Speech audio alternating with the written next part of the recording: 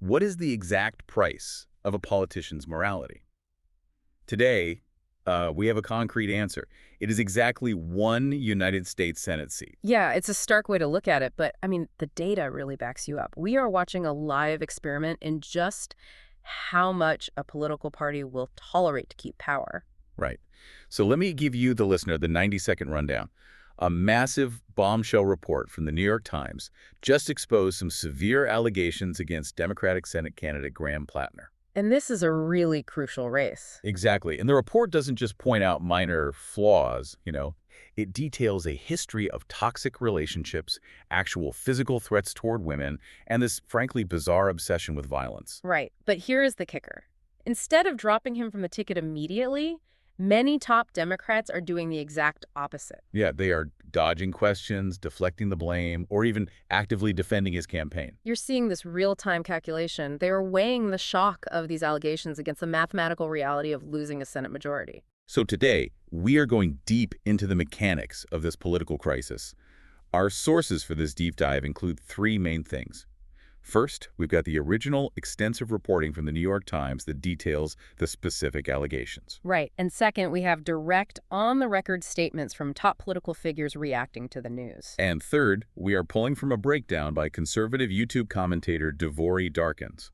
He is calling out what he sees as massive hypocrisy within the Democratic Party. And right out of the gate, I want to make something crystal clear to you. In this deep dive, we are not taking any political sides. No, definitely not. We are simply acting as your guides. We are here to unpack the facts of the report, examine the specific statements made by politicians, and look at how both sides of the aisle are reacting. Yeah, we are dissecting the machinery of a political scandal completely impartially. Okay, let's unpack this. Because before we can understand the political panic, we have to look closely at what Platner actually did. Or, well, what he's heavily accused of doing. Mm-hmm. The details in the report are dark, and they are very specific. Yeah, they are hard to brush off as just typical campaign season mudslinging. 3 different ex-girlfriends stepped forward to speak with the New York Times. And they didn't just call him a bad boyfriend. No, they described emotionally wrenching, highly toxic relationships. One woman explicitly called him a brute. Oh, wow. A brute. Yeah, and this was not just about yelling. The reporting uses very specific active verbs to describe the physical threats. The women allege he grabbed them by the wrists, twisted their arms behind their backs, and locked them in closets. And he left physical marks on their bodies, right? Yes, exactly. He left actual physical marks. That is rough. And beyond the physical actions, the report dives into his mindset, which the women found deeply disturbing. What's fascinating here is how the reporting paints a picture of a man obsessed with violence. Oh, absolutely. Like the warrior ethos thing. Yes. One ex-girlfriend described him as having this warrior ethos. He kept an AR-15 rifle just lying around his apartment. And didn't he sharpen an axe in his living room? Yeah, he would sit and sharpen an axe in his living space. It was an axe left over from his days hiking the Appalachian Trail. And he frequently fantasized about killing people he deemed a threat. But the most shocking claim involves his comments about a home invasion. This is the detail making headlines everywhere. Right. The New York Times reported that Platner repeatedly said that if an intruder broke into his home, he would rape them. Wait, really? Yes. And he was very specific about the reason why. He explicitly stated it was to show dominance. To show dominance. That is wild. He told his ex-girlfriend that it was not sexual. It was entirely about power, power and domination. That is deeply unsettling. And it doesn't even stop there. The report digs into his Reddit history, where he made highly controversial posts regarding race and rape. Plus, there is internal campaign knowledge. His own wife told his campaign team that he sent inappropriate texts to other women while they were married. Right, and he was described as a heavy drinker who was regularly unfaithful in past relationships. It is just a mountain of severe character issues. I mean, if you read this behavior in a script for a thriller movie, you would think the villain was too extreme. You'd say the writers went way too far. Yeah, it really sounds like fiction. So how does someone with a warrior ethos and these kinds of fantasies even make it onto a political ballot? Well, what's fascinating here is how his campaign is trying to spin this. He released a statement where he admits to parts of the story just to soften the blow. Like the drinking and the PTSD. Exactly. He admits he drank heavily, struggled with PTSD from his military service, and he openly called himself a flawed boyfriend. Flawed boyfriend. That is doing a lot of heavy lifting. But he completely denies the worst of it, right? He claims that any characterization beyond being a flawed boyfriend is totally false. He claims the physical abuse allegations are politically motivated. Wow. Yeah, he is framing the violent fantasies and the physical marks as a coordinated smear campaign. So he is owning the lesser charges, but drawing a hard line at the abuse. But there is one specific physical symbol in this story that is really hard to spin. The tattoo. Platner had a Nazi symbol tattooed right on his chest. Yeah, specifically, it was a design associated with the Nazi Totenkopf, the infamous death's head symbol. Now, Platner has an official defense for this. He claims he got the tattoo when he was enlisting in the Marines, and he says he had absolutely no idea it was a Nazi symbol at the time. And he says once he found out, he apologized, owned up to it, and paid to get it removed, right? Yes, that is the narrative his defenders are holding on to. A story of youthful ignorance followed by redemption, but the sources provide strong counter-evidence. Right, an ex-girlfriend who actually happens to be a conservative activist flatly calls him a liar on this point. Exactly. She claims that when they dated years ago, he knew exactly what the tattoo represented. She says he was fully aware of its Nazi associations. And she said he would even joke about it, right? Yeah, according to her, he called it his Totenkopf, or his little token cough, a direct, joking play on the German word Totenkopf. I have to challenge the ignorance defense here.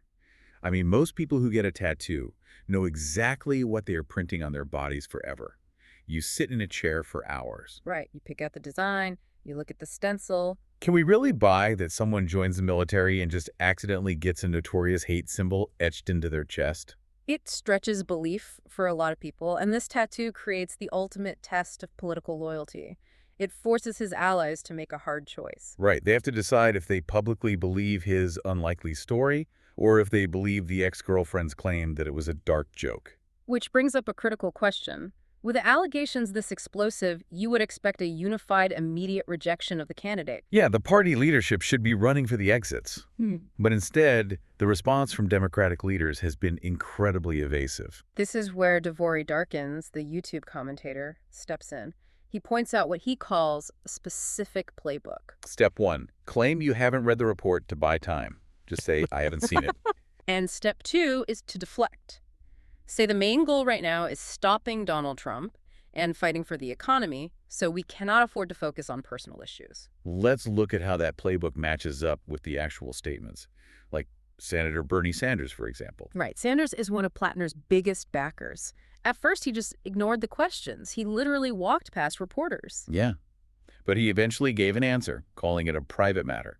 He said he wouldn't look into the complexities of people's marriages. He reduced allegations of grabbing women by the wrists and locking them in closets to marital complexity. It's wild. And then he pivoted directly to the economy.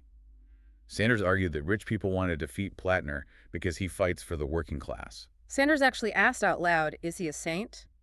I guess not. Is he a saint? I guess not. That is an incredible way to downplay physical threats. Then you have Representative Ro Khanna. Khanna told reporters he draws a hard line at credible allegations of violence. He did, but then in the very next breath, he justified his continued support because Platner is fighting an unfair and lopsided economy. Khanna even defended the tattoo mistake. He said Platner owned up to it and that he believes in redemption. Acknowledge the violence is bad, but keep the endorsement for economic policy. Then there is Senator Ed Markey. Reporters asked him directly, do you endorse him? Markey refused to explicitly say, I endorse him. He dodged it. But he still praised Platner for focusing on kitchen table issues and building a grassroots movement. He praised the campaign's momentum without officially attaching his name to the flawed candidate. And Representative Alexandria Ocasio-Cortez. She dodged by saying she hadn't weighed in on the primary yet. Meanwhile, Representative Alyssa Slacken used the exact first step of the playbook Darkins described. She admitted she hadn't read the piece yet. She did state she has a real problem with violence, but she still leaned on the I haven't read it defense. It is a unified wall of deflection. It is like a sports team looking the other way when their star player breaks the rules, just because they need him for the championship game. That is a perfect analogy. Here is where it gets really interesting. They aren't defending the man, They are defending the math of keeping a Senate seat. Exactly. If we connect this to the bigger picture, we are watching an internal moral crisis. The party that often campaigns on protecting women is now forced to justify backing a man accused of leaving marks on them. The cognitive dissonance is staggering, and those deflections lead right into the heavy criticism coming from conservative media. The right-wing response to this has been fierce, and it centers on a glaring double standard.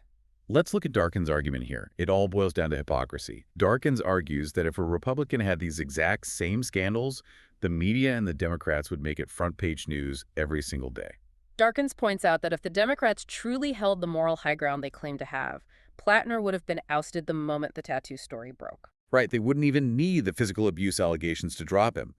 Darkins claims they have sacrificed their morals just to keep power. And this isn't just online outrage. Darkins brings actual statistics to show how this cover-up is hurting them with normal voters. He highlights prediction markets, which show Platner's chances of actually winning this election are dropping fast. Let's pause there because a prediction market is different from a traditional poll. People use their own real money to buy shares in an outcome. Right, so because real money is on the line, they are highly accurate indicators of where a race is actually heading. If his stock is plummeting, the broader public assumes he is toxic. And it gets worse for the party overall. Yeah, the video cites a CNN poll showing a staggering 68% chance that 4 or more House Democrats could lose their primaries in 2026. That statistic is the real earthquake here. To understand why, you need to remember the power of incumbency. Normally, an elected official losing a primary is extremely rare. So if 4 or more might lose, what does that signal?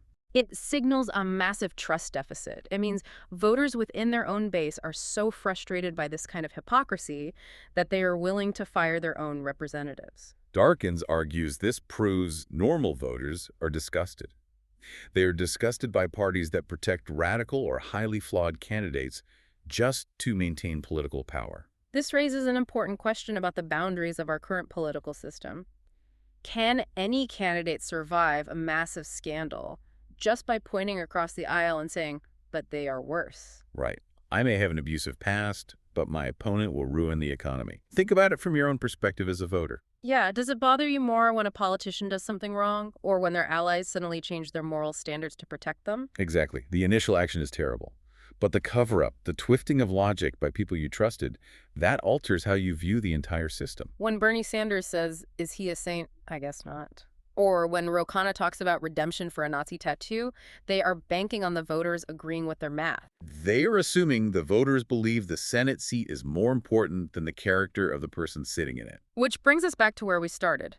The exact price of a politician's morality. Okay, let's quickly recap what we unpacked today.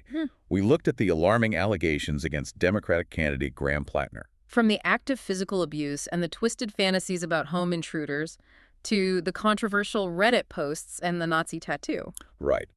We also examined how his political allies reacted. Instead of condemnation, we saw a unified wall of deflection.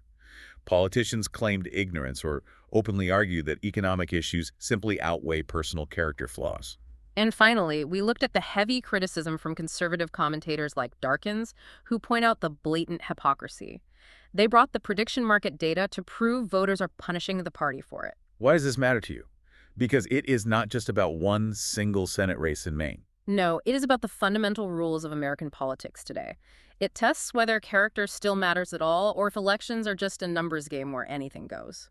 If political parties are willing to forgive almost anything just to win a seat, at what point do the voters decide that the lesser of two evils is still just entirely too evil? Where is your absolute line in the sand? Thank you for joining us as we navigated the mechanics of this scandal. Keep questioning the narratives around you, and we will see you on the next deep dive.